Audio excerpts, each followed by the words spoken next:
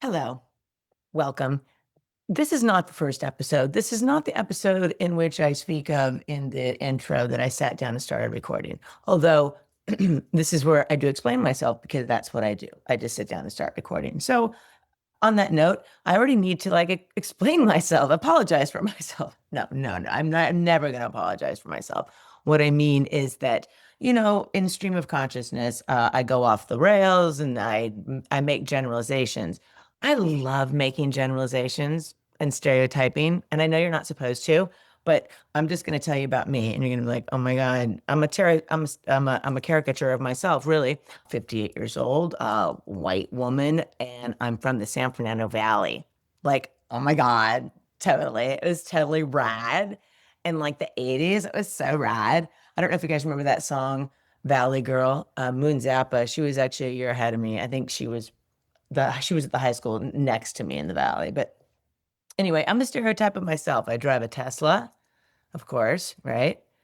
But I do have a 38 revolver under my front seat, you see? So you can never pigeonhole anybody. You just never know. We're all unique individuals. That's what I love about about this place called Earth. And that's what this podcast is about. It's about our human experience here on Earth, how we face fear. Why do we have so much fear? And what are we so afraid of, right? And so I talk to friends, I find out, and I realized that when I started to record that my fearlessness came from anger, right? And just this morning I had to punch fear in the face and because I was pissed off. But then I've talked to other people and it's out of necessity. And then some people are, perhaps entitled narcissists who just think they can do anything. I mean, whatever your fearlessness comes from, I don't know. We're going to explore that. We have a lot of interesting things to explore and talk about. Um, the first episode is fearless for the wrong reasons. And I do talk about how in my generation, a lot of our parents were young and dysfunctional, and it kind of fucked us up, not on purpose. Even if we loved them and it was great. I don't mean to say that if you have kids young, you're going to fuck them up. That is by no means. I have a niece who had kids young, and she's brilliant. The whole time she worked and got degrees, but she had a loving family and a loving husband. That's the difference. So I generalize like that. So please forgive me. I don't mean anything bad because we're all unique. And we're all individuals. And so, but like that's my generation, right? I get in trouble all the time with my daughter, stuff like that.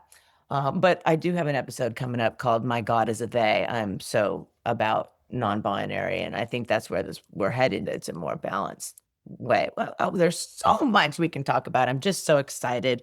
How to letting go of your fear. And if you let go of your fear, what would you do? Do you even know? Do you even know what you want? How it blocks us from flow. It blocks us from even thinking big enough and dreaming big enough. So then what do you do? Once you face your fears and you know what you want, what do you do? It's the next indicated action. God meets you in motion. In action comes clarity. And so these kind of have a flow to them going on. The power of daydreaming, waiting to be inspired. Nothing. These are episodes I've already recorded. Nothing has meaning until you give it meaning, right? And the importance of gratitude and our vibration, and how our vibration is how we manifest the experiences that we want into our life. And fear is really one of the first things you have to punch in the face, right? Punch, punch, punch. So on that note, it's stream of consciousness. I'm hoping that this is coming from a place other than myself. Let's see, what episode is it? Episode coming out of the woo woo closet. I think that's 5 or 6. I don't know, but coming out of the woo woo closet, I consider myself an intuit and an empath, and I'm hoping that what comes out of me is not really from me, because believe me, you don't want to do what I do.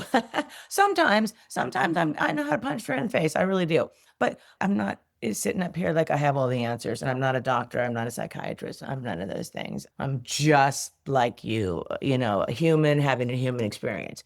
And I'm a Valley girl who drives a Tesla with a 38 revolver under her seat. See, you just don't know. Oh, and if you're watching this on YouTube, I'm wearing my Stormtrooper Star Wars t-shirt because I'm going to Disneyland this afternoon. Okay, so now you know a little bit about me.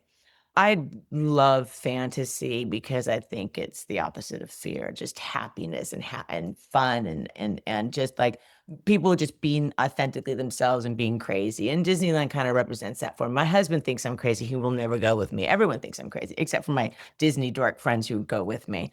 Anyway, that's neither here nor there. I digress. That happens a lot. So this is what I'm doing. I'm explaining myself to you that's what's about to happen here.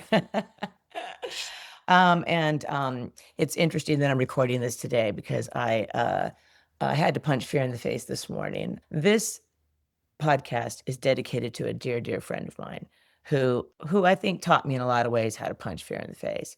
Uh, she's American, half Australian, half American. We met in Hong Kong in the 90s. And we then lived in Thailand together. We were roommates. We worked together too a little bit. And then we moved back to the States, Los Angeles in 1998, and we were roommates. And then I met my second husband and got pregnant. She's like, I'm out of here. You're no fun anymore. No more punching fear in the face with you. And I think she moved to Brazil for a while. And anyway, then she was in Singapore for a long time. I mean, not Singapore, I'm sorry, Ho Chi Minh City in Saigon in Vietnam. And I went to go visit her there. And she's now in Cambodia, and she has had a severe stroke and is disabled now. And it's just devastating because she used to really punch fear in the face, and you just don't know. And I'm about to punch fear in the face because I think I need to go handle some things. I've already been out there once, and so you always ask yourself why. We're going to talk about that because there's a reason for everything, even something like this. And sometimes that lesson isn't about them. It's not about my friend Amanda. The lesson could be about me. Maybe I need to keep punching fear in the face. Maybe I need to learn boundaries. Who knows? Who knows? There's lessons in everything. We're going to talk about that because you're writing the script of your life, believe it or not. And there's so much to talk about. Anyway, I quote a lot of authors and books I've read, and I always say their name wrong because I'm a spaz. I can't talk right. And so please always look in show notes for correct spelling and how to find these wonderful authors. And let's see what else. Yeah, that's it, everybody. This is going to be fun. It's just little tidbits for you to listen to on the way to work, and I hope that it helps you to realize there's nothing to fear. We're going to talk about that.